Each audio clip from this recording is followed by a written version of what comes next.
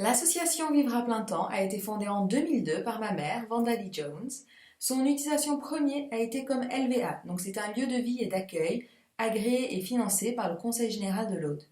Nous avons accueilli pendant près de 11 ans des enfants et adolescents âgés entre 10 et 18 ans qui relevaient d'une protection soit administrative, soit judiciaire.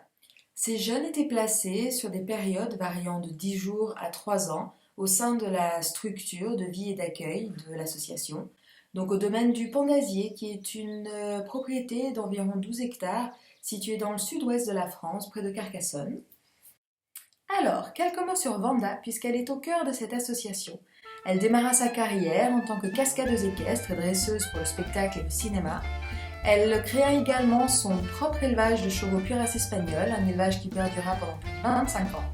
Mais il ne faut pas oublier que Vanda est la fille d'un grand psychiatre suisse et d'une psychologue, donc comme on dit, la pomme ne tombe jamais loin de l'arbre. Ce n'est pas par hasard qu'elle se concentra sur le lien et les bienfaits que peuvent apporter les animaux et les chevaux, et c'est en 1999 qu'elle commença son travail avec les enfants en difficulté, et 3 ans plus tard, elle créa l'association Vivre à plein temps. Notre projet pédagogique était celui de responsabiliser ces jeunes en leur confiant le soin de plusieurs animaux.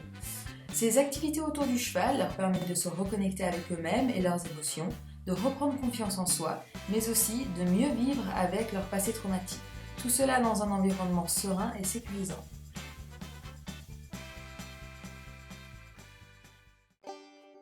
Nous faisions aussi des voyages à l'étranger, aux États-Unis et en Europe, pour leur permettre une expérience de vie positive et une ouverture d'esprit.